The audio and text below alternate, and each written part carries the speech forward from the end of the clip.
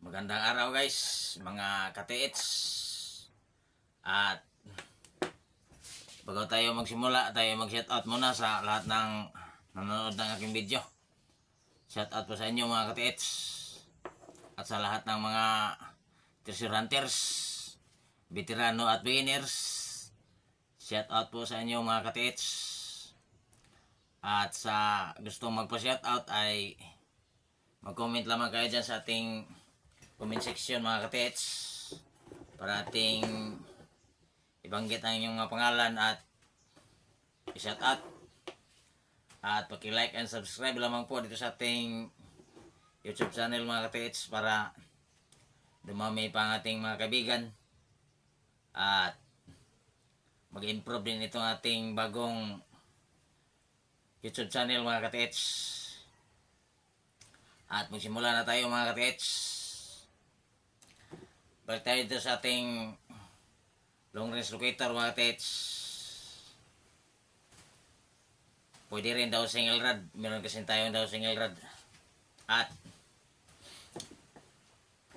ito ay PVC. Ang ating content na kailangan dito mga ka-TH ay butas. Yan mga ka-TH, butas.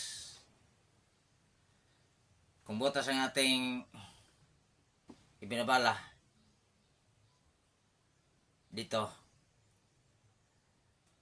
ang kanyang hanapin ay ang kanyang hanapin or madidetect or malolocate ay butas din. Ito ay base sa aking na-experience mga ka-TH.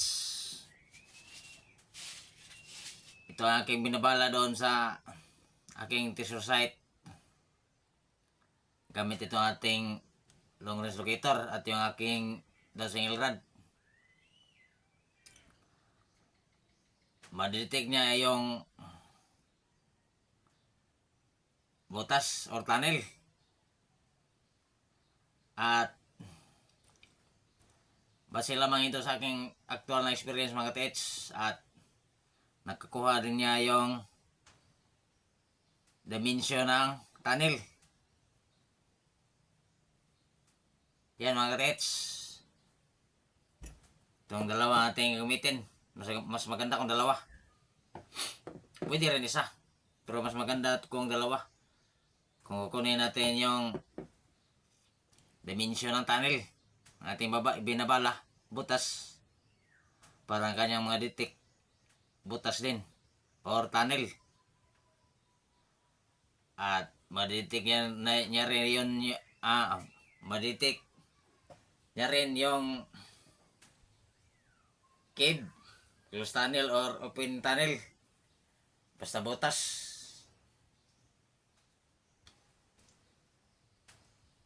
Mayroong butas na yan nga, closed tunnel at open tunnel. At makuha niya yung dimension mga ka-TH base sa aking actual experience.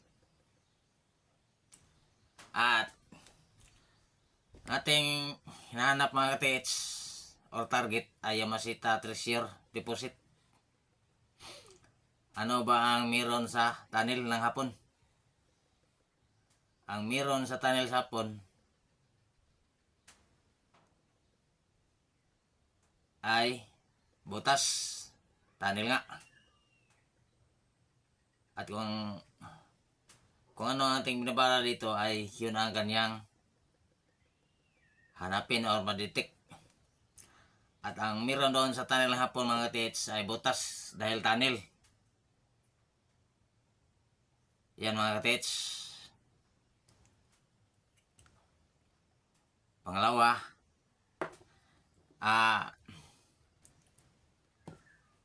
ito ating ginawang power load mga ka-TH. At dahil dun sa pagsusukat ng lalim mga ka-TH, dun sa pagkuha ng dimension ng item mga ka-TH, ang ating binabala ay gold. Katapos ng gold ay alkitran.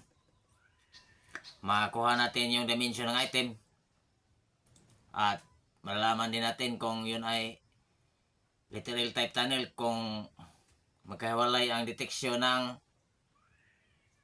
gold at alkitran. At makakuha din natin ang dimension ng item gamit ang ating pambala na gold at alkitran. Pagkatapos ay alkitran, hindi kasi pwedeng sabay-sabay na ibabala, kundi isa-isa lang ang ating ibabala dito. Halimbawa gold, katapos na gold ay alkitran. At mayroon kasing iba't ibang pamamaraan mga katets. Depende sa atin kung ano ating pamamaraan. Ang importante ay makakuha natin yung ating target na hinahanap na Yamashita Treasure Deposit mga katets. At balik tayo dito sa ating ginawang Power Load kahapon mga katets. Ito para sa butas. Ito na siya mga katets. Kung ano ang meron doon sa tunnel hapon, yun na natin ang ilalagay dito mga katets.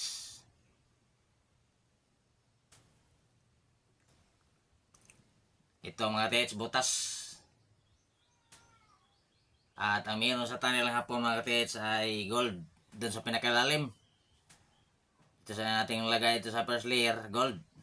Na gold at alkitran. Dito. Yun kasi ang meron doon sa tunnel hapon mga katets. Tunnel hapon ay gold na binabalutan ng alkitran. Kaya ating lagay dito gold din. Gold na binabalutan din ng alkitran. At pangalawa, ang layer ay carbon. Kung meron daw ang 4 na klaseng carbon doon sa tunnel hapon. Yung ating lagay dito, ang ating nalagay ay 3 klaseng carbon dito mga katets. At or black soil, yun ang last layer mga katets. So natin nilagay dito ay white clay. So natin nilagay ay anti-decoy. Maraming klaseng anti-decoy. Meron ng pyrites, meron ding simento ng hapon. So natin nilagay ay buhangin. At sunod ng buhangin ay dun sa buhangin mga katets, yun ating sa pagditik nating lalim no, doon sa ating project mga katets. Ito ay actual na aking na experience. Sinukat ko na yung lalim 3 dipa. At ang aking hukayan, ang nakuha ko doon ay bukya. Ang meron doon ay mga buhangin na doon lang na-detect ng ating dowsing. At aking binabala doon sa pagsukat ng lalim ay gold at katapos ng gold, alkitran. Lagi kasi tayong nabubukya sa pagsukat ng lalim. Kaya ginawa natin ito ating power load na pangbala. At dito na tayo sa susunod na layer ay mayroong maliit na bato. Nilagyan natin ng maliit na bato. Tapos ay lupa. Dahil mayroon kasing lupa doon sa ating tunnel mga katits. At ating sinaduhan ng stick glue mga katits. Kahit anong klaseng pandikit natin gagamitin, importante ay dumikit. At ating purpose dito para ma-detect natin ang eksaktong depth or lalim ng Yamashita Treasure Deposit. Kung anong meron doon sa tunnel, yun din nating lagay dito mga katits. Ang pinakaunang meron sa tunnel ay butas. Kaya ito butas. Ang meron doon, content na meron doon sa tunnel, ating ilagay ito. Ating ibabala dito sa ating dowsing. Itong ating dowsing ay kung ano ating ibabala, yun ang kanya hanapin. Kaya ito ang ating ginagawang power load na pangbala. At paano ito gagamitin? Dito na tayo sa paano ito gagamitin mga katits. Meron kasi tayong subscriber na English mga katits. Lagyan natin ng kunting English. How to use our power load. Mga katits, how to use our power load. Paano gamitin ang ating power load na pambala. Yan mga katits. At paano ba ito gagamitin? Ang paggamit ito mga katits ay kung isa lang itong ating dowsing ilrad. Hawakan lang natin dito sa isang kamay. Isang kamay dito ang ating pambala. Ito siya mga katits. Yan. Meron siyang tinuturo mga katits. At hindi natin basta-basta makukuha itong ating kanyang tinuturo mga katits dahil 5 dipa din ang lalim yan mga katits. Yan mga katits. At pwede rin dito ilagay mga katits. Kung dalawa ang ating gagamitin mga katits, yan. Kung dalawa ang ating gagamitin, mag-ano siya mga katits, mag-ikis. At yung isa lang umiikot. At yan mga katits, dito natin ilagay. At pwede rin isang kamay lang. At kailangan wala tayong suot na mga alahas o lang mga coins sa ating bulsa dahil mahigop din niya yung, halimbawa mayroon tayong coins na nalagay sa ating bulsa, yan kanyang mahigop or madetect. Yan mga katits. At gagawa pa tayo ng video sa ating pag-detect or pag-estimate or pagsukat ng lalim doon sa ating inoperate na treasure hunting project mga katits.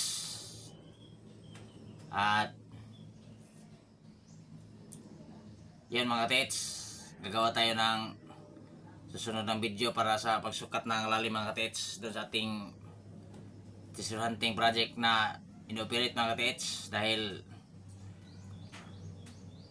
bago pa kasi ito ang ating YouTube channel at ating ma-upload na videos ay 15 minutes below. 15 minutes above ay hindi pa tayo pwedeng makapag-upload mga katits.